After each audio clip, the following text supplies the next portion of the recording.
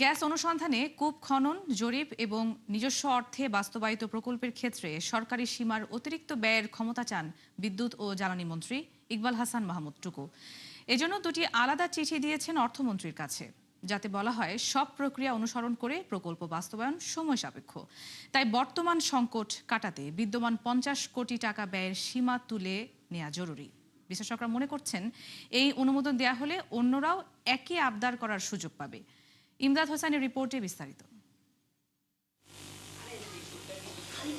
ক্ষমতার 6 মাসে প্রায় পুরোটা সময়ই সরকারের নিত্যসঙ্গী বিদ্যুৎ ও জ্বালানি সংকট, বিশেষ করে গ্যাস সরবরাহ। একদিকে স্থানীয় উৎপাদন কমে যাওয়া, অন্যদিকে আমদানি ব্যয় ও যোগানের অনিশ্চয়তা ভোগাচ্ছে সব শ্রেণীর গ্রাহককে। এমন বাস্তবতায় নির্বাচনী ইশতেহার অনুযায়ী নিজস্ব উৎসে ব্যাপক অনুসন্ধান চালাতে চায় জ্বালানি মন্ত্রণালয়। তবে এক্ষেত্রে বড় বাধা প্রকল্প অনুমোদন ও বাস্তবায়নের দীর্ঘসূত্রতা, যা থেকে রেহাই পেতে অনুমোদিত সীমার অতিরিক্ত ব্যয়ের ক্ষমতা চেয়ে অর্থমন্ত্রীকে চিঠি দিয়েছেন জ্বালানি মন্ত্রী ইকবাল হাসান মাহমুদ টুকু। বর্তমান নিয়ম অনুযায়ী সর্বোচ্চ 50 কোটি টাকা ব্যয়ের প্রকল্প অনুমোদনের ক্ষমতা রয়েছে মন্ত্রীদের হাতে। এর বেশি হলে তা পাশ করাতে হয় একনেক থেকে। কিন্তু গ্যাস অনুসন্ধান ও উত্তোলনের ক্ষেত্রে সেই সীমা শিথিলের অনুরোধ করা হয় ওই চিঠিতে, যা নিয়ে আপত্তি রয়েছে বিশ্লেষকদের। এই ধরনের উদাহরণ যদি একটা তৈরি হয়, তখন এই ঝুঁকিটা তো সবসময় থাকে যে অন্য কেউ অন্য কোনো একটা পরিস্থিতিকে ব্যাখ্যা করে এটাকে বারবার এই ধরনের যে বাইপাস করে একটা বিশেষ সুবিধার জায়গা সৃষ্টি করা, সেইটা করার চেষ্টা করবেন। এটা আমরা অন্যান্য ক্ষেত্রে কিন্তু দেখেছি যে সরকারের যেই একটা জবাবদিহিতা প্রাতিষ্ঠানিক কাঠামো আছে, সেই কাঠামোকে সাইডলাইন করে কিন্তু বিভিন্ন ধরনের নীতি সিদ্ধান্ত এর আগের সরকার নিয়েছে। বাড়তি ব্যয়ের ক্ষমতা চেয়ে পাঠানো দুটি চিঠিতে বলা হয় আগামী 5 বছরে 117টি কূপ খননের পরিকল্পনা রয়েছে সরকারের, যার মাধ্যমে বাড়তি গ্যাস যুক্ত হবে 153 কোটি ঘনফুট। এজন্য অনুসন্ধান, খনন, সাইসমিক সার্ভে, ওয়ার্ক ওভার এবং মূল্যায়নের জন্য 50 কোটি টাকার বেশি প্রকল্প অনুমোদন ও বাস্তবায়নের ক্ষমতা দেওয়ার অনুরোধ করেন তিনি। অবশ্য তা ঠিক কত হবে সেটি নির্দিষ্ট করা হয়নি। আমরা দেখেছি এর আগে যে একনেকে অনেক ধরনের প্রকল্প আসলেই তারপরে কিন্তু এটা আবার পুনর্বিবেচনার ভিতরে যায়, কারণ মন্ত্রণালয় থেকে এটা নিজেদের যেহেতু এটা তারা করবেন, তাদের একক সিদ্ধান্তের ভেতরে এটা না আসাটাই ভালো। তাহলে আমাদের যেই কাঠামোটা আছে জবাবদিহিতার, সেইটা যুক্তিযুক্তভাবে থাকে। বর্তমানে স্থানীয় উৎস থেকে গ্যাস পাওয়া যাচ্ছে দৈনিক 160 কোটি ঘনফুটের আশেপাশে। ইমদাদ হোসেন, 71, ঢাকা। বিকল্প হওয়া এলএনজি টার্মিনাল কবে নাগাদ ঠিক হবে সেটি নিশ্চিত নয়। তবে মেরামত করতে যুক্তরাজ্য ও সিঙ্গাপুর থেকে আসা প্রকৌশলীরা যে তথ্য দিচ্ছেন, সেটি সাধারণ মানুষকে জানানো হচ্ছে বলে জানান বিদ্যুৎ ও জ্বালানি মন্ত্রী ইকবাল হাসান মাহমুদ। সিপিডি আয়োজিত অনুষ্ঠানে মন্ত্রী বলেন, এখন অপেক্ষা করা ছাড়া কিছুই করার নেই। এ সময় জ্বালানি তেল আমদানি সরবরাহ বেসরকারি খাতে দেওয়ার সিদ্ধান্ত হয়নি বলে জানান তিনি। এলএনজি টার্মিনালের দ্বিতীয় বয়লারটি মেরামত করা হলে 2 বয়লার একসাথে চালু করতে 72 ঘন্টা বন্ধ রাখতে হবে। তখন গ্যাসের সংকট আরও বাড়বে বলেও জানান জ্বালানি মন্ত্রী।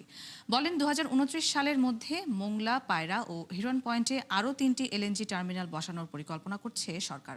পার্শ্ববর্তী দেশসহ আন্তর্জাতিক গণমাধ্যমে বাংলাদেশের জ্বালানি সংকট ফলাও করে প্রচার করা হচ্ছে।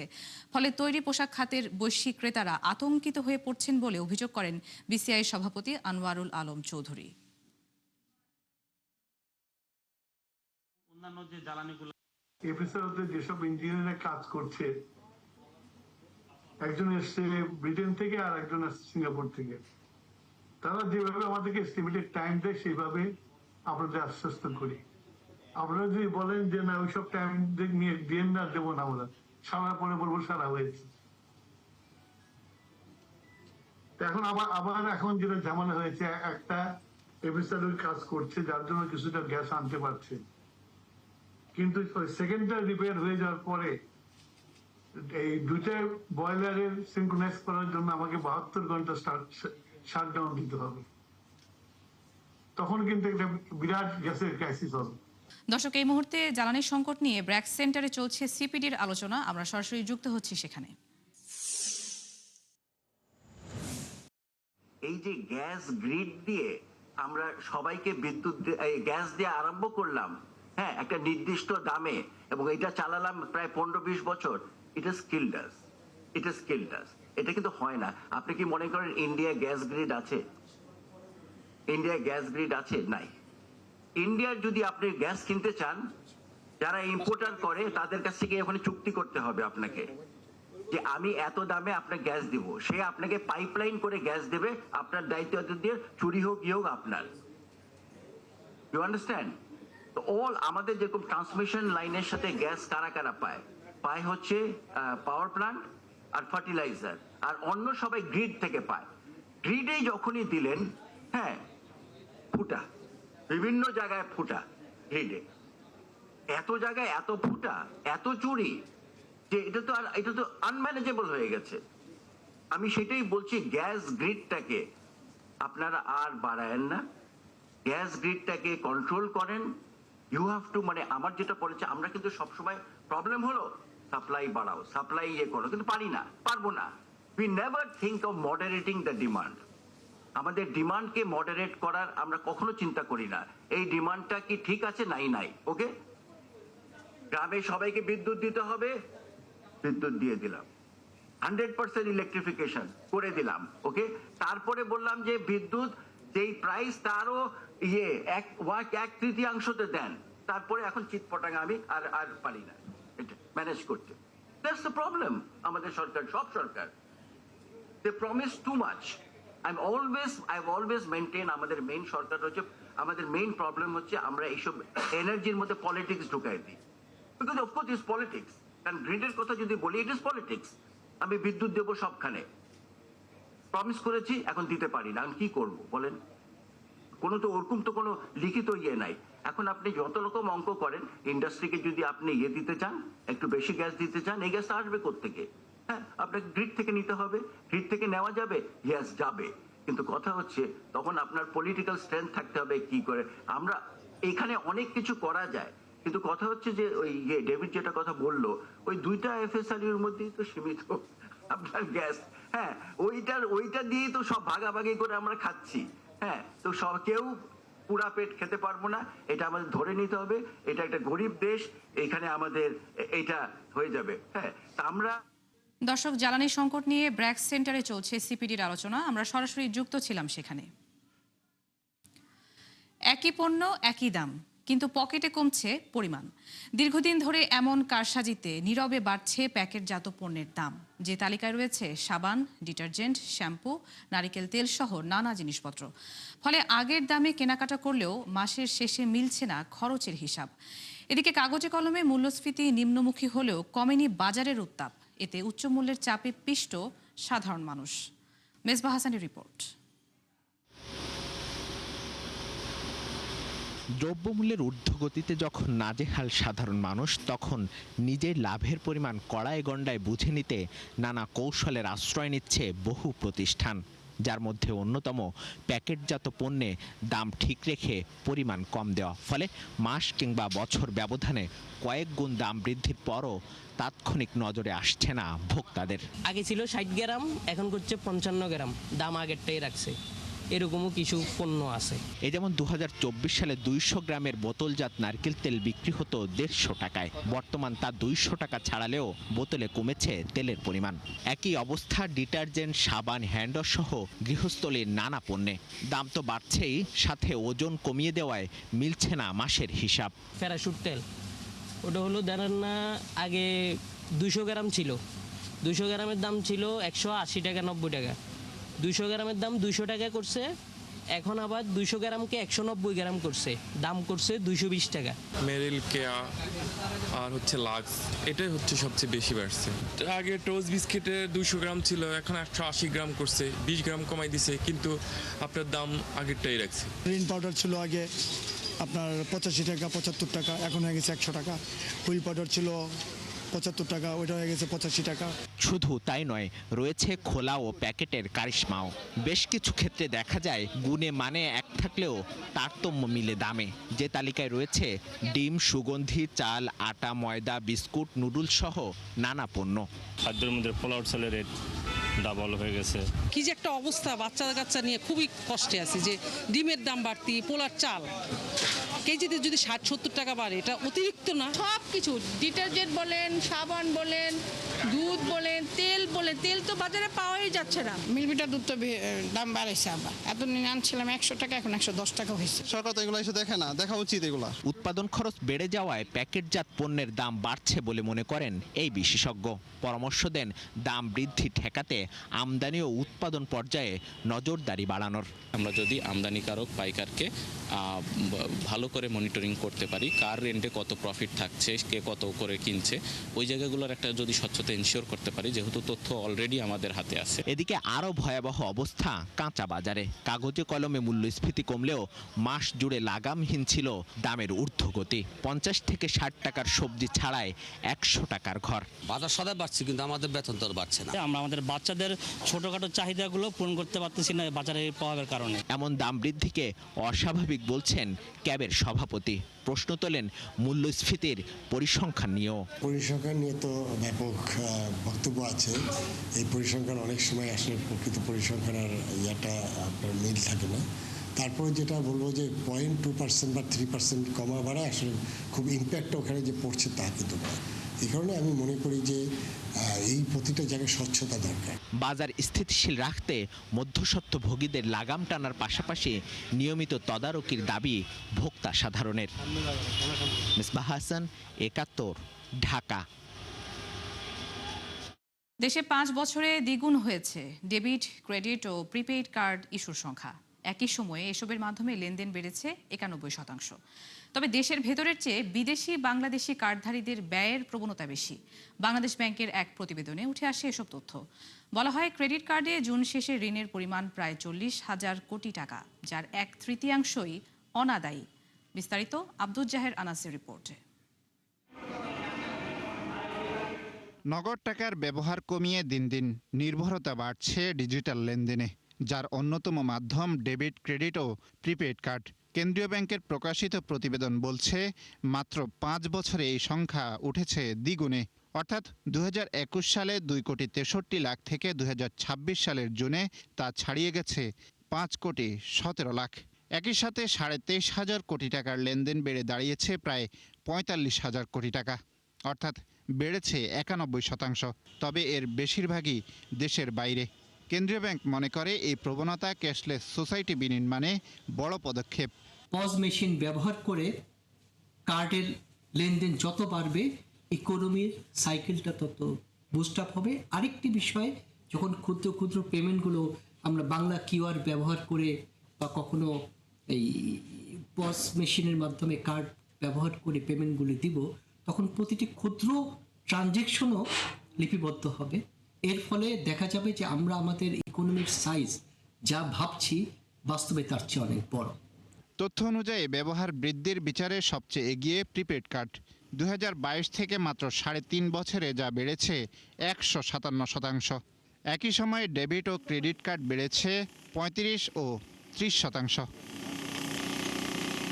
প্রতিবেদন বলছে, জুনে দেশের বাইরে ক্রেডিট কার্ডে লেনদেন হওয়া 4,500 কোটি টাকার অর্ধেকের বেশি গেছে ডিপার্টমেন্টাল স্টোরে। তবে এক মাসে 27.5% বেড়েছে বিদেশে লেনদেন। আর দেশভিত্তিক হিসাব করলে সবার উপরে যুক্তরাষ্ট্র। তালিকায় আছে থাইল্যান্ড, সৌদি আরব, যুক্তরাজ্য, সিঙ্গাপুর এবং ভারত। এটি যেমন আমাদের অর্থনীতির জন্য ইতিবাচক সংকেত দেয়, পাশাপাশি হচ্ছে মানুষের জীবনাচরণও, বিশেষ করে কনজিউমার যারা আছে, কনজিউমারের পয়েন্ট অফ ভিউ থেকে তাদের জীবনধারায় বড় ধরনের একটা পরিবর্তনের ইঙ্গিত আমরা পাচ্ছি। জুন শেষে দেশে ক্রেডিট কার্ডের মাধ্যমে অনুমোদিত মোট ঋণের পরিমাণ প্রায় 40,000 কোটি টাকা। এর মধ্যে অনাদায়ী বা বকেয়া 1/3 উপরে। আব্দুজ্জাহের আনাস, 71, ঢাকা। চাল এবং মাংসের দাম কমেছে, যে কারণে জুলাইয়ে মূল্যস্ফীতিও নেমেছে 8 মাসের মধ্যে সর্বনিম্নে। এ নিয়ে বিভ্রান্তির কোনো সুযোগ নেই। এসডিজি সম্মেলন শেষে এক প্রশ্নের জবাবে একথা বলেন অর্থমন্ত্রী আমির খসরু মাহমুদ চৌধুরী। বলেন, জনগণের জীবনমান উন্নয়নই এই সরকারের প্রধান লক্ষ্য। একই অনুষ্ঠানে জ্বালানি সমস্যা নিয়ে প্রধানমন্ত্রীর উপদেষ্টা মাহাদি আমিন বলেন, 16 বছরের সংকট 5 মাসে সমাধান সম্ভব নয়। রাকিব আল জাবেদের রিপোর্ট। শপথ করিতেছি যে আমি আইন অনুযায়ী ফেব্রুয়ারিতে ক্ষমতা নেওয়ার সময় দেশে মূল্যস্ফীতি ছিল প্রায় ৯.৯%। এরপর বিভিন্ন পরিকল্পনা এবং উদ্যোগ থাকলেও গেল ৬ মাসেও তা নিয়ন্ত্রণে আনতে পারেনি বিএনপি সরকার। উল্টো মে মাসে তা উঠে যায় ৯.৫-এর কাছাকাছি। এরপর টানা বৃষ্টি, মধ্যপ্রাচ্য উত্তেজনার অভ্যন্তরীণ সরবরাহ সংকটে বাজারে হু হু করে বাড়ে নিত্যপণ্যের দাম। গেল মাস দেড়েক ধরে যা অব্যাহত আছে এখনো। কিন্তু বিবিএস প্রকাশিত তথ্য বলছে জুলাই জিনিসপত্রের দাম বৃদ্ধির হার নেমে এসেছে ৮.৩২%, যা ৮ মাসের মধ্যে সর্বনিম্ন। এসডিজি সম্মেলন শেষে এ নিয়ে প্রশ্ন করা হলে অর্থমন্ত্রী বলেন, চাল ও মাংসের দাম কমায় নিম্নমুখী ছিল সার্বিক হার, জানিয়ে বিভ্রান্তির কোনো সুযোগ নেই। তথ্য বিভ্রান্ত হয় এরকম কিছু এই সরকার করবে না। ইনফ্লেশনের যে তথ্যটা দেওয়া হয়েছে সঠিকভাবে দেওয়া হয়েছে। মাননীয় মন্ত্রী, কি কারণে কমেছে সেটাও আমরা দেখেছি, চেক করে। আমরা সত্যিকার অর্থে কোথায় দাঁড়িয়ে আছি এটা জানতে চাই এবং এটা স্বীকার করতে কোনো অসুবিধা নেই। বাংলাদেশ এই এসডিজি গোল অ্যাচিভ করার ক্ষেত্রে কেবলমাত্র অর্থায়নের ঘাটতি আছে $421 বিলিয়ন, প্রায় 50 লক্ষ কোটি টাকার উপরে। 3 দিনের এই সম্মেলনে প্রাধান্য পায় বৈষম্য, বেকারত্ব ও সামাজিক সুরক্ষার নানা বিষয়, যেখানে মজুরি কাঠামো নিয়ে অসন্তোষের কথা জানান বক্তারা। আর বৈষম্য, দারিদ্র্য কমাতে বাড়তি মনোযোগের তাগিদ দেন নাগরিক প্ল্যাটফর্মের আহ্বায়ক। আমরা এমন প্রবৃদ্ধি চাই যা কর্মসংস্থান সৃষ্টি করবে, এমন সমৃদ্ধি চাই যার সুফল দেশের প্রতিটি অঞ্চলে পৌঁছাবে। নারীর বৈষম্য তো রয়েছেই, অন্যান্য ক্ষেত্রেও যে রয়েছে, এবং আমরা দেখেছি যে আন্তঃপ্রজন্ম কিভাবে বৈষম্য সৃষ্টি করে, এবং বিশেষ করে জলবায়ুর ক্ষেত্রে এই আন্তঃপ্রজন্ম আমাদের যে বিদেশি আমাদের যে সমস্ত দায় দেনা আছে সেইগুলিকে আমরা পরের প্রজন্মে দিয়ে যাচ্ছি। অনেকগুলো এই পিছিয়ে থাকা মানুষদের জন্য তথ্য উপাত্ত নাই। আমরা বলি যে যখন তথ্য উপাত্ত থাকে না তখন আর you are not counted, you are also not on the table. আলোচনার এক পর্যায়ে সামনে আসে চলমান জ্বালানি সংকট। এ নিয়ে প্রধানমন্ত্রীর উপদেষ্টা মাহাদি আমিন বলেন, 16 বছরের সমস্যা 5 মাসে সমাধান সম্ভব নয়। অবশ্যই বাংলাদেশে একটা বড় সমস্যা বর্তমানে জ্বালানির ক্ষেত্রে, কিন্তু 16 বছরের যে সমস্যা বাস্তবিকভাবে 5 বা 6 মাসে সেই সমস্যা 100% সমাধান করা সম্ভব হয় না। সম্মেলনে সামাজিক নিরাপত্তা খাতে প্রয়োজনীয় বরাদ্দ ও ব্যয় নিশ্চিতের আশ্বাস দেন সমাজ কল্যাণমন্ত্রী। 5 বছরের জন্য ম্যান্ডেট দিয়েছে, we want to finish it by 4 years, so that 1 বছর মানুষ আমাদেরকে অ্যাসেস করবে, দেন 5th ইয়ার আমরা মানুষের কাছে যাব। ইয়েস, আমরা এই কমিট করেছিলাম আপনাদের কাছে before election, this is our performance, now you need to decide. Rakib Al Jabed, 71, Dhaka. দেশজুড়ে চলমান তীব্র লোডশেডিংয়ে উৎপাদন অর্ধেকে নেমেছে রাজশাহী বিসিক শিল্পনগরীতে। এতে বিপুল পরিমাণ আর্থিক ক্ষতির মুখে পড়েছেন উদ্যোক্তারা। এছাড়া দিনের বেশিরভাগ সময় বিদ্যুৎ না থাকায় নষ্ট হচ্ছে শ্রমঘণ্টাও। এমন অবস্থায় নিরবিচ্ছিন্ন বিদ্যুৎ সরবরাহের দাবি জানান শিল্প মালিকরা। মেহেদী হাসানের তোলা ছবিতে রাশিদুল হক রুশোর রিপোর্ট। তীব্র লোডশেডিংয়ে বিপর্যস্ত জনজীবন, যার সবচেয়ে বেশি প্রভাব পড়েছে শিল্প উৎপাদনে। কোথাও কোথাও উৎপাদন নেমেছে অর্ধেকে। এতে একদিকে নষ্ট হচ্ছে কর্মঘণ্টা, অন্যদিকে লোকসানের মুখে বহু উদ্যোক্তা। এই যেমন ঐতিহ্যবাহী রাজশাহী সিল্ক। সূক্ষ্ম বুনন, গুণগত মান ও আভিজাত্যের জন্য বিশ্বজুড়ে সমাদৃত এই জিআই পণ্য। অথচ ঘন ঘন লোডশেডিংয়ে রাজশাহী বিসিকের 30টি কারখানায় এখন উৎপাদন নেমেছে অর্ধেকে। মাসে আমি প্রোডাকশন করতাম হয়তো 3000 গজ বা 3000 মিটার, সেখানে আমার 1500 মিটার 1400 মিটার প্রোডাকশন। রাজশাহী বিসিকের যে রেশম শিল্পের সাথে যারা জড়িত তারা 20 কোটি টাকার উপরে ইনকাম করতে, সবগুলো ছোটো বড় মিলে, কিন্তু বর্তমানে এটা অর্ধেকে নেমে গেছে।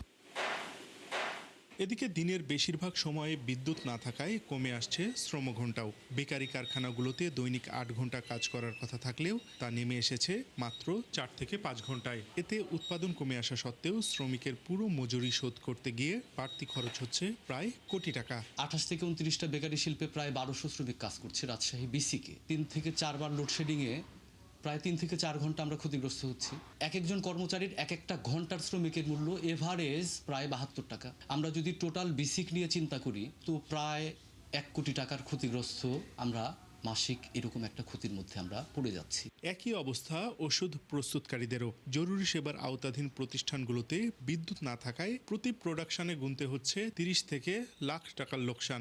জেনারেটরে আমরা অনেক মেশিন চালাইতে পারি না, হ্যাঁ, সেই মেশিনগুলো আমাদের অফ রাখতে হয়। তো ওই মেশিনে সেদিন যদি কাজ থাকে সেদিন প্রোডাকশন অফ। যদি ক্যাপাসিটি হয় 4200টা আমরা ইউনিট তৈরি করব, সেক্ষেত্রে দেখা যাচ্ছে যে 2 দিনে যেটা তৈরি করি সেটা আমাদের 3 দিন 4 দিন চলে যাচ্ছে। ছোট প্রতিষ্ঠান হিসেবে আমাদের যতটুকু লস হচ্ছে আনুপাতিক হারে আমাদের বড় ওদের তার থেকে এই আনুপাতিক হারেই লস হচ্ছে।